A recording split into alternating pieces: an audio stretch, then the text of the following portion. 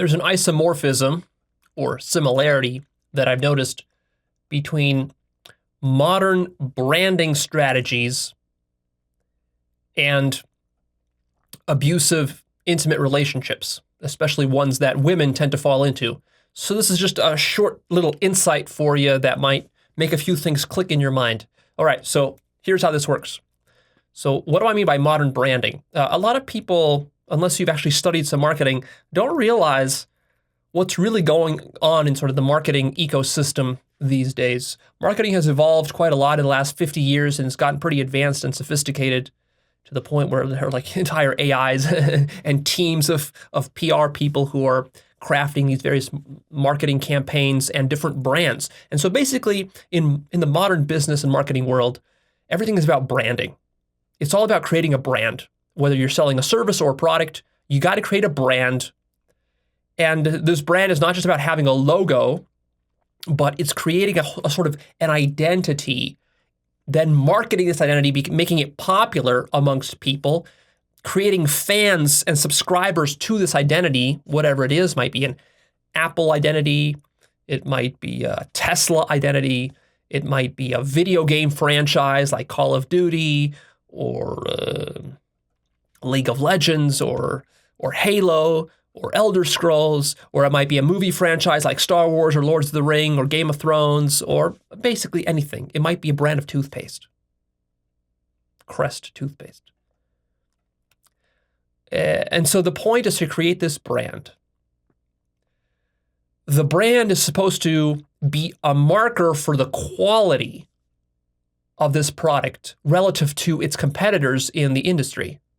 So when you see a Nintendo logo at the store on a video game, you expect something from that more than just some generic studio. You've come to expect quality, a certain quality from Nintendo. Most of Nintendo's games, you can reliably trust they're going to be high quality. Nintendo doesn't really release buggy games that are incomplete with a bunch of gimmicks and loot boxes and things like that to scam you. And that, if they keep doing that, they maintain the quality of their brand. And then you like that because other products and lesser brands in the industry that they're competing with, they're lower quality. They don't have that same level of integrity. They try to scam you, rip you off in various ways, sell you defective products. They don't honor their warranties or their refund policies, or the product is incomplete when you buy it. Something's wrong with it, you're unhappy with it, etc. Right? You've been burned by bad branded products. Sometimes you buy a product with no brand on it, and it's okay. It's no different than one with a brand. And it makes you even wonder, why do you even care about brands? But then sometimes you buy a no brand product and it's garbage. And then you realize, oh yeah, I should have spent a little bit more for the brand because that product would have lasted me for a lifetime. But this garbage, I have to replace it next year. So this is a real thing. Notice yourself encountering this in your life with cars, games, movies, websites, so on. And so really, modern business is about building a brand, developing a brand, launching the brand, popularizing the brand, and then ensuring the integrity of that brand. But you see, what's the connection here? What's the isomorphism between that and intimate relationships, toxic relationships? Well, you see, there's really a trick that these companies are playing on you. The name of the game for most of these companies is to build this brand, get you to become a fan of this brand, to fall in love with this brand, and then once you're hooked and once you fall in love, now they're going to exploit your love. They're going to milk you dry. And the quality of the brand will get diminished more and more and more and more and more, but because you're in love with it, you fell in love with its original state that it was in. Slowly, you end up being boiled alive like a frog, the proverbial frog in the boiling water. You don't even notice that this is happening. And in fact, for many companies, this is a a deliberate strategy that they have, whether consciously or unconsciously. They're using this strategy to extract as much money from you as possible. And this is very much what happens with abusive relationships. Because when a woman, and I mean, men can also get into abusive relationships, but more common with women, when a woman gets into an abusive, intimate relationship, it doesn't start out abusive. It starts out romantic and beautiful, and the two of them are in love and all of this. But then, over time, once she fully falls in love with him, after sleeping with him a dozen times, she fully falls in love, she commits to him, and then he uses this against her. Because he starts to sense that, oh, well, this woman is weak, she has low self-esteem, she's attached to me, now I can get away with stuff. Now I don't have to treat her as well. I can insult her and be abusive to her, and she'll still stick around.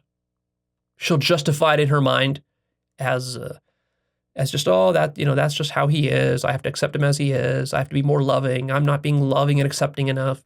And so he keeps pushing it and pushing it and pushing it. And how far he can push it is directly proportional to her level of self-esteem and her boundaries and her respect for herself. Because you see, a woman with high self-esteem and high boundaries and high self-respect, as soon as you do that to her once, she'll tell you about it and she'll call you out on it. And as soon as you do it 2 times, she says, if you do it again, I'm leaving. And then if you do it a 3rd time, she actually leaves. And the man, he senses that. He senses how serious she is and how willing she is to enforce her boundaries. In a relationship, he sort of tests the boundaries to see what he can get away with, how selfish he can be. And if she lets him, he keeps being more and more selfish, and she keeps being more and more of a doormat. And then this can become very, very toxic in its most extreme forms. So notice the similarity here. What's really happening is that the man is exploiting her love and attachment to him in this situation. And the company or the brand is also exploiting their customers' loyalty and love and attachment for the product or the brand to also be as selfish as they can get away with. So these brands are going to try to be as selfish as they can, because most of these companies are trying to maximize profits, up to the point where their customers will allow it and tolerate it. So let's give an example, because this is still very abstract. So let's say a really good example of this is like with Disney and Star Wars. So the Star Wars fan base is one of the most loyal fan bases in the world, which is why it's such a good example. Like Star Wars fans, the true hardcore fans, they are so deeply in love with Star Wars because of the original high quality of the Star Wars brand, stemming back from, the original episodes with George Lucas. Sort of the vision behind them, the originality, the novelty of them, the execution, the special effects. Like, it was groundbreaking, visionary genius type of cinema work back in the 70s and 80s. And then it's kind of gone downhill from there. But the fans, they're living for that nostalgia. And so now George Lucas has sold the brand off to Disney for a couple $2 billion. Now Disney owns it. And of course, does Disney really have a vision for Star Wars? Do they really care about the Star Wars universe per se? No, no CEO at Disney gives a fuck about the Star Wars universe. And he doesn't give a fuck about the fans either. He cares about the money. He cares about extracting maximum money. And so do the stockholders. And so do most of the advertising and PR people that work for Disney. They don't give a fuck about the actual brand or the quality or the stories or Han Solo. They don't care. All right. But you as the fan, if you're a hardcore Star Wars fan, you really care. You're invested in the story. You're invested so much you're willing to cry over it. It pulls on your heartstrings. Just like with a woman in an intimate relationship when she falls in love, right? She's not thinking logically or rationally about the relationship. She's not sitting there and doing a kind of a cost-benefit analysis, a cold, stark, logical, left-brained analysis of like, well, does this guy treat me well? Could I find a better guy who's maybe going to treat me better and be nicer to me and blah, blah, blah, blah. No, she's fallen in love. And she has a sense of uniqueness and scarcity about this guy. She feels like, well, but he's my one true love and I won't be able to find a replacement. No other guy is as good as this guy. Those other guys have their problems. They're inferior to this guy. This sort of fantasy is built up in your mind when you fall in love. This sort of illusion of uniqueness. Well, the same thing happens when you're a Star Wars fan. You also start to rationalize yourself like, well, yeah, the latest Star Wars, movies, they're not very good. But hey, it's better than watching Star Trek or something else. And maybe I have hope. I hope that that some creative visionary, Disney will hire some creative visionary that will come along and will revitalize the Star Wars universe and will bring it back to its glory days and recapture some of that nostalgia. And this nostalgia is this love, really, it's like a drug. You're addicted to it like a drug. You've literally, as a Star Wars fan, you've become a drug addict. And the drug is Star Wars. And Disney knows this. And they are the drug dealer. And they're going to keep supplying you and tempting you with little bits here and there. But the drugs that they're giving you, are these the purest, highest quality drugs? No. They're cutting these drugs with fentanyl and other garbage because, hey, that gives them more drug, gives them more money, and ultimately they don't care about you. They care about the profits because they're selfish. And they were never in it to begin with for the love. They were in it for the money. Their love has been corrupted by money. What they love is money, not the art. See, what you want them to love as a fan is you want them to love the art of the story, of the universe, and so forth. But the people running these companies are not artists. They're not even creatives. These are business people. These are MBAs who have been taught how to extract and milk money through modern marketing methods. See? So you see this also, like, for example, in the games industry. The latest example of that would be Cyberpunk, the launch of Cyberpunk. A really, really good example. Because the CDPR, the studio who made Cyberpunk, fan base, comes from the Witcher series, and people loved the last Witcher, Witcher 3, and so they sell millions and millions of copies of this, and then people just sort of develop this fantasy of CDPR as this non-sellout, high-integrity company that is willing to make the game that's the best for the players. And they don't care about money. They're not like EA. They're not like Blizzard, some of these other companies who have, gone corrupt. The CDPR, these are like one of the last bastions of studios for the gamer. And then, of course, they publish Cyberpunk, and everybody's shocked and surprised. But of course, it's not shocking or surprising at all. This is exactly what you would expect them to do. As they grow bigger, they lose track of the original passion and love that they had. And it becomes just about profits and just success for the sake of success, numbers for the sake of sales numbers. And then the brand loses its original quality and value.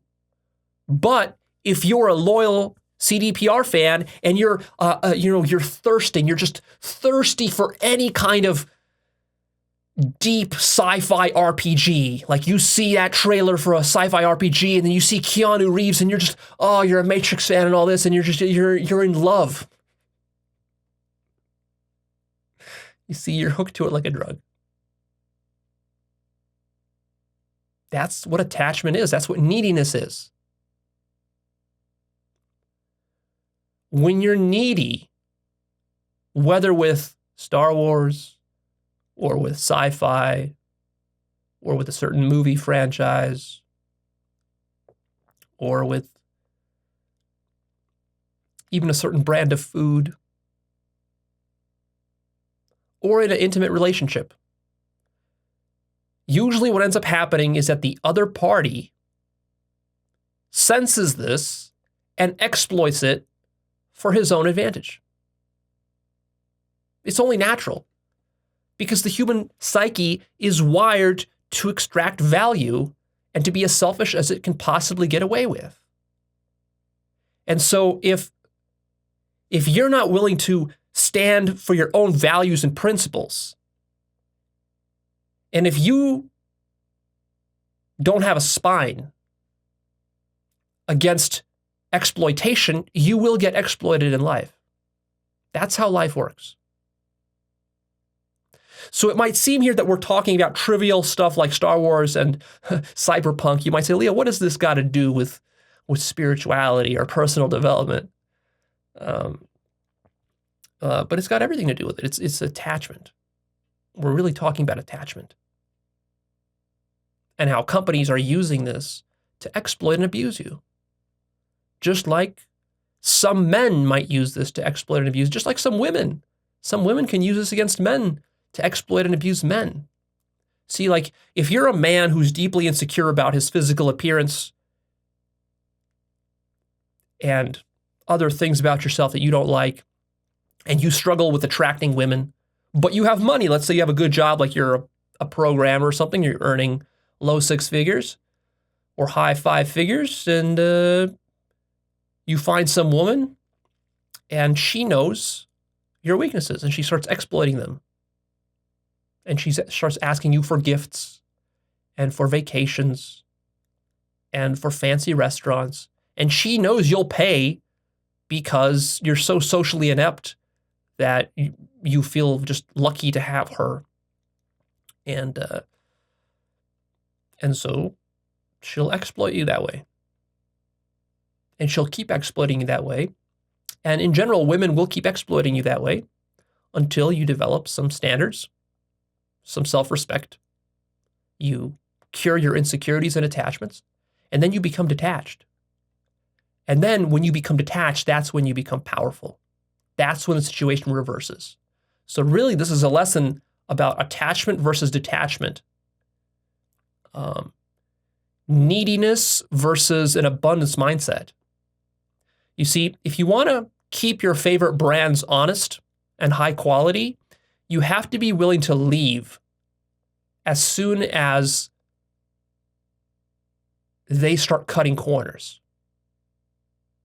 When Bethesda publishes Fallout 76, you leave. You don't be a desperate little bitch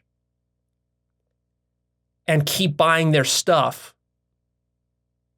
and keep talking about how you love the Elder Scrolls and you're going to buy the next Elder Scrolls. No, you need to have a level of detachment where you say, fuck Bethesda and fuck Fallout and fuck Elder Scrolls. Let's see how their next release does without my investment. I'm going to go play other games. Now that's difficult to do because many of you gamers that I know, I'm a gamer, I've been a gamer. I've probably played more games and studied games more than most of you have. I was a professional game developer for a while.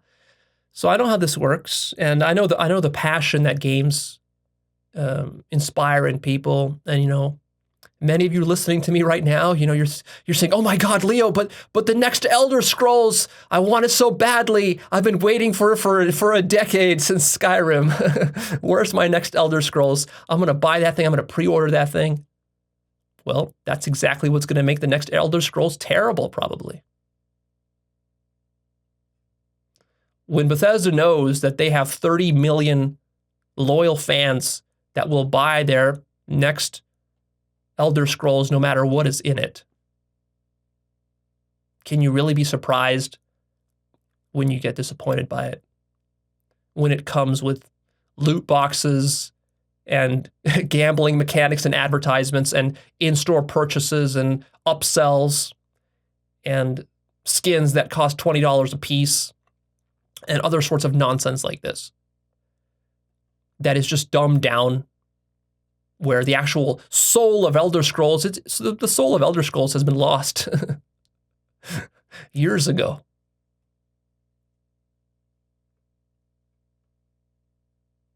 These are some of the trade-offs and costs of mass success. And the bigger the corporation becomes, the more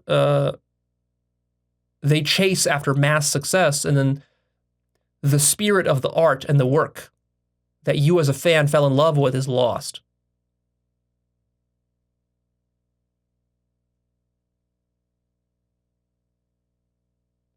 This is sort of the tragedy of the success of many companies, is that they do their best work when they are starving and barely on the edge of survival. When they get too comfortable and fat and lazy, they stop doing good work because they don't need to anymore. Now they've got an established brand, they've got millions of customers that will buy anything and kiss their ass, and so of course they can be lazy now. They can cut corners.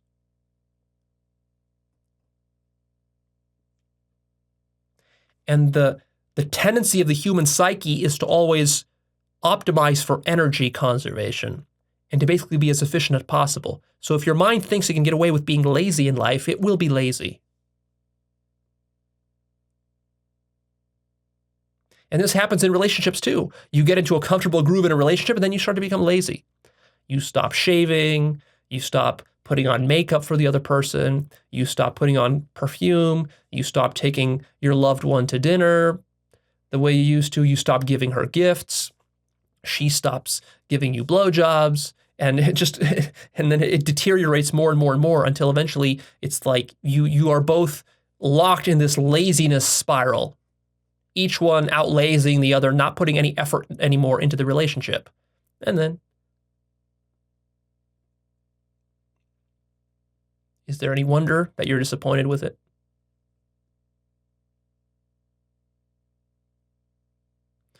So, one of the keys to life is, first of all, develop detachment. Don't let anyone have anything over you, which means don't need anything too badly. If you need a video game too badly, if you need a movie series too badly, if you need a certain brand of food too badly, you've already screwed up. If you need a job too badly, you've already screwed up. If you need a girl or a relationship or sex too badly, you've already screwed up. If you need a man too badly, if you need a marriage too badly, you've screwed up. If you go into a business negotiation, or you're negotiating with an employer for a salary, the one who loses the negotiation, or if you're buying a house, or you're selling a business, the one who loses the negotiation is the one who's most attached to closing the deal. And the one who wins the deal and gets the best value is the one who is willing to walk away without any worry of losing anything. That's real power. Learn that lesson and cultivate it across your whole life. Become independent. Don't hinge your happiness or your feelings of love on any external source, because as you do, that source you'll become a slave to that source, whether it's a drug or alcohol or food or desserts or soft drinks or cigarettes or video games. You're going to become a slave to that thing. Maintain your poise, detachment, and independence. And to do that, you need to reground all of those attachments into something deeper within yourself. And that's what spirituality is about. You see, spirituality is a very practical thing. If you're deeply grounded in your own consciousness, and you're able to love yourself, and you're able to love the world without attachments to various things and various biases, this leaves you in a perfectly poised, centered place from which you can act, maintaining your own integrity, enforcing your own values, having a high sense of self-esteem, and you're able to be very effective in dealing with people. And when people cross your boundaries, you quickly enforce them and you put them in their place. And then you don't get exploited and abused by people. Not by salespeople, not by family members, not by lovers, not by your children. People need to know that you're serious. People need to know that you've got values and standards and you're not going to compromise. People need to know that if they cross you once, they'll get a warning. If they cross you twice, they'll get a serious warning. And if they cross you a third time, that's it. 3 strikes, they're out. You cut them out of your life. You're not going to be giving them 4th and 5th and 6th and 10th chances to redeem themselves. You're a busy person. You got a life to live. You got a life purpose. You got something going on in your life. You got values that you're trying to live by. And people need to sense that. That's what makes you strong and powerful. And then people will look up to you because they'll see you like this rock or this anchor. This is what makes you a powerful leader. And it's difficult to do that because a lot of times we fall into this notion of sort of a false feminine compassion where we are just compassionate to everybody, even when they are abusive to us. No, that's not what love means. There is a higher love. The higher love is what I'm talking about, is maintaining your poise and integrity. And sometimes that means putting someone in their place, cutting them out of your life, not shopping with a certain brand or company anymore because they've crossed the line, and not taking shit from people, not being a doormat. That is a higher love. That is a love and an honoring of your own highest self, allowing you to maintain your autonomy and power, which you need to live the highest, most loving way in your life. You think you're being maximally loving by letting all of these people exploit you and walk all over you. No, that is not the highest love. And it's also not serving them. Because when you put them in their place, when they cross you, when you enforce boundaries, this actually wakes them up. Because they realize, I can't keep acting like a selfish asshole. I can't keep exploiting people. It's not an effective strategy. And then that forces them to rethink their ways. Whereas if you're going to be bending over backwards for this person, that's not going to help them to wake up. That's not going to help them to find love within themselves. That's just going to make them exploit you in lazy ways.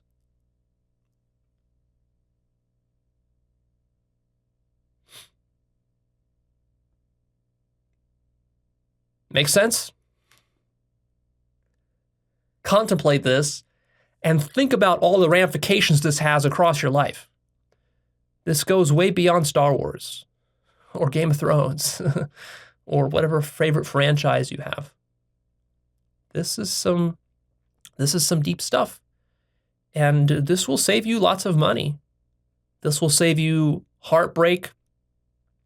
This will save you from terrible divorces and abuse and con artists exploiting you. There are a lot of people who have had their lives completely ruined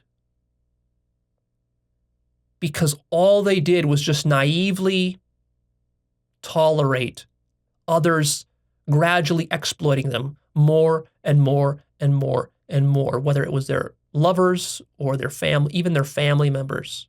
Even your family members can do this to you. Or within business, within finance, or your employer can do this to you. How do you get a good salary and a good position with your employer? You have to have some backbone. You have to be willing to negotiate and challenge them on your true worth. How much does your employer really value you? Or are they lowballing you and trying to pay you as little as possible and give you as little as possible while you're slaving for them like a dog? See? And this takes courage.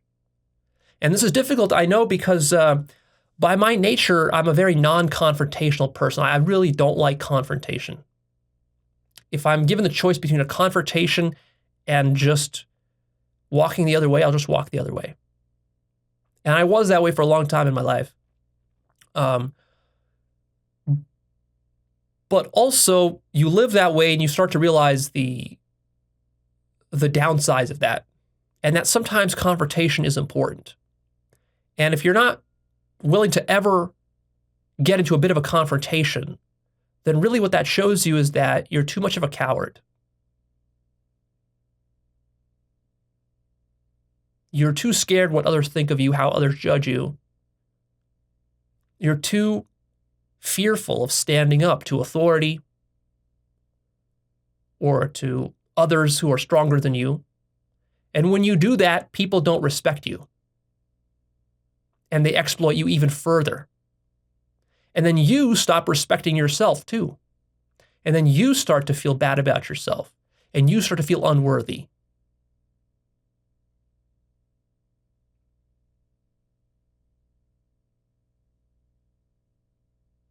So this is about raising your standards and pushing yourself, growing yourself.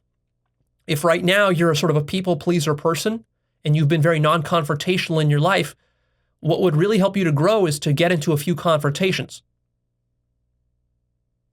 Now, of course, you have to be careful about how you do that. I am not giving you a license to be an asshole or to abuse others, because you can certainly swing it in that direction.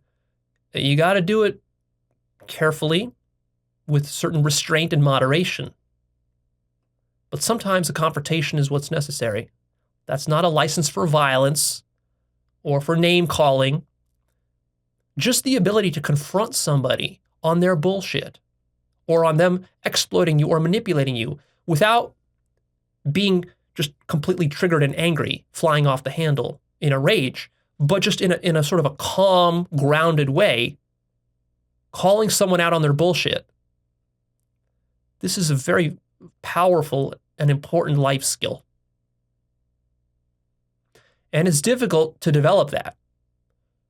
If you're a non-confrontational person by your nature, just by your personality type or whatever, the way you were raised, you were taught to be polite and so forth. But think of how much this is holding you back in your life.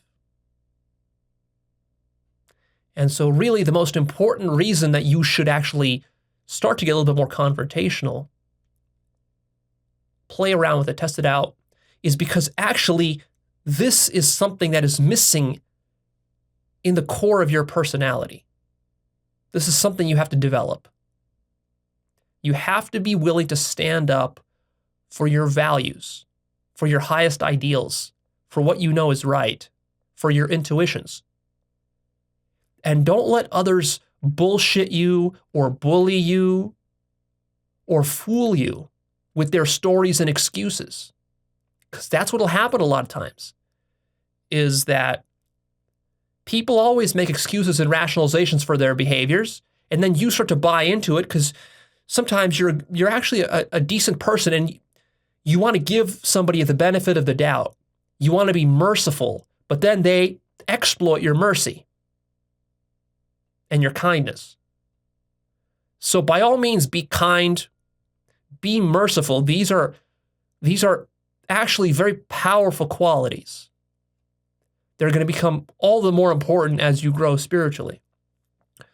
But don't be so naive about them that you think that love and kindness and goodness and mercy means that people just do anything and you put up with it.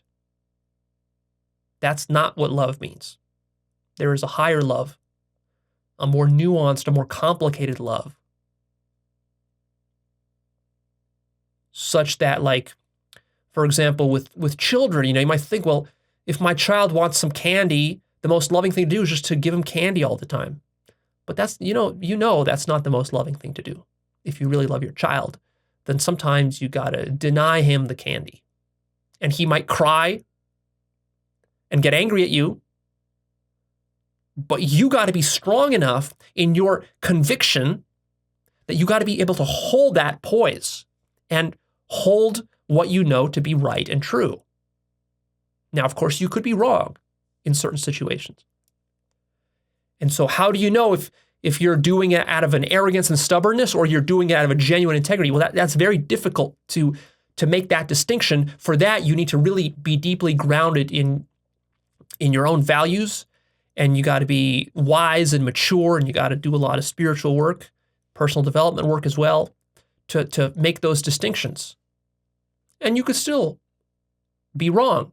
So there's also a fine balancing act you got to do between enforcing your boundaries and also being too perfectionistic and too dogmatic.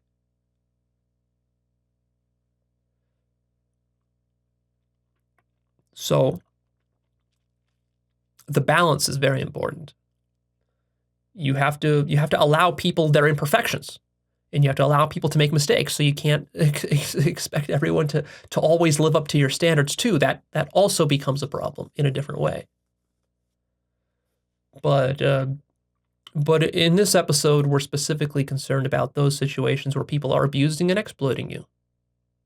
See, and then really the biggest payoff you get out of all this, if you work on this and you actualize it, is that you get a strong sense of self-esteem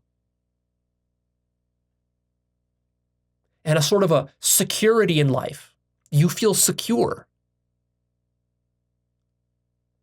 because you know that even if something bad happens, you'll be able to face that challenge. Whereas if you fall into a sort of a cycle of always avoiding confrontation, that makes you more and more fearful. It makes you feel weaker and less effective and more like a victim. And this can get very, very bad, where you can really spiral into a deep black hole of victim mentality and learned helplessness.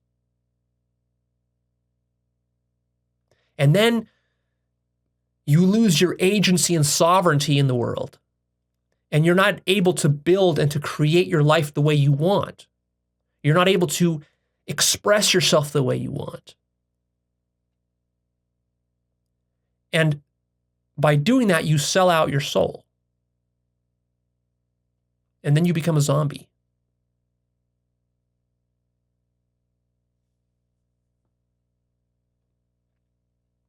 And then your life doesn't go so good. Then you get depressed.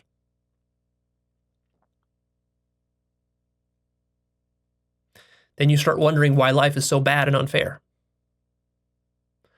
Well, you got to start to take responsibility for this stuff, right? And it all comes back to taking responsibility for your own weaknesses. The reason this is happening to you is because there are weaknesses inside of your psyche that you refuse to confront and take responsibility for and to correct. And life is giving you signals as to where you're weak. You're weak in relationships. You're weak when confronting people. You're weak when you're being sold to by some marketer on the phone. And you're too afraid to tell him to fuck off. And so, like a sheep, you just listen to him, and then eventually you buy his product that you know you don't even want, but you just buy it anyways just to be nice, just to get him off the phone. So, one of the biggest misconceptions about spirituality is people construe spirituality as just like the turning of the other cheek all the time and being very meek and letting others have their way with you. The problem, though, is that when you let others have their way with you, really what you're allowing the flourishing of unconsciousness and devilry in the world. If you don't stand up to the devils in the world, who will?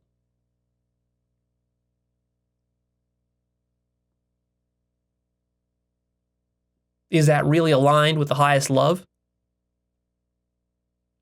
Spirituality requires courage and strength.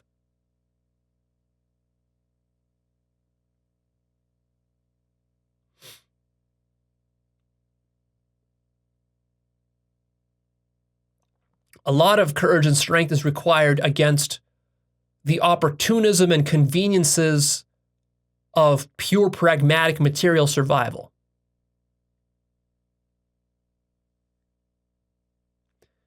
In your life, there will be forces pulling you in 10 different directions trying to corrupt you. Within business, within art if you're an artist, within school, within the education system, within academia, within the nonprofit world, within relationships, within your family, there will be corrupting forces pulling on you.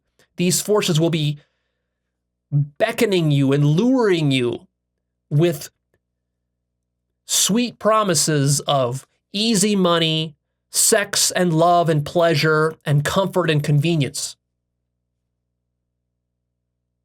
And if you're not deeply grounded in yourself and in consciousness and in wisdom and in truth, you're going to be tempted into all of these sorts of shortcuts, we might say. These are shortcuts to happiness. Hey, just take this drug, or hey, just let's scam our customers a little bit next month. Or like, let's cheat on our taxes, or let's cut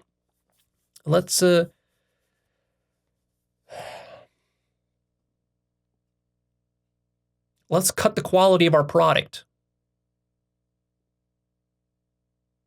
Switch to a lower cost supplier. The customer won't know.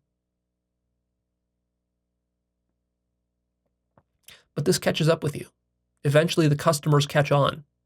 Eventually your partner catches on. They leave you. They stop doing business with you. It ruins your reputation. And ultimately you've debased yourself. You've lost your poise. And now you can't even respect yourself.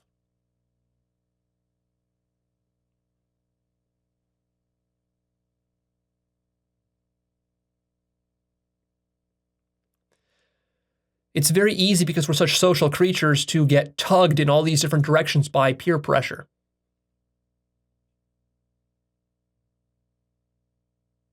Your responsibility is to be grounded in yourself and to maintain your poise, grounded in truth and consciousness and love, independent of what other humans are doing around you. Because the majority of humans around you are going to be doing devilry of various forms. They're going to be engaged in groupthink and ideology and mob mentality.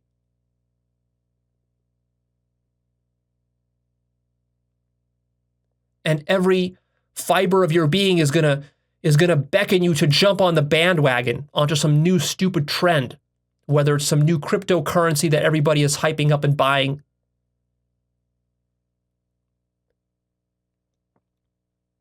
or some Ponzi scheme that somebody is selling, or some get-rich-quick scheme. And you got to be wise enough to see that none of these things are the genuine deal. These are fakes.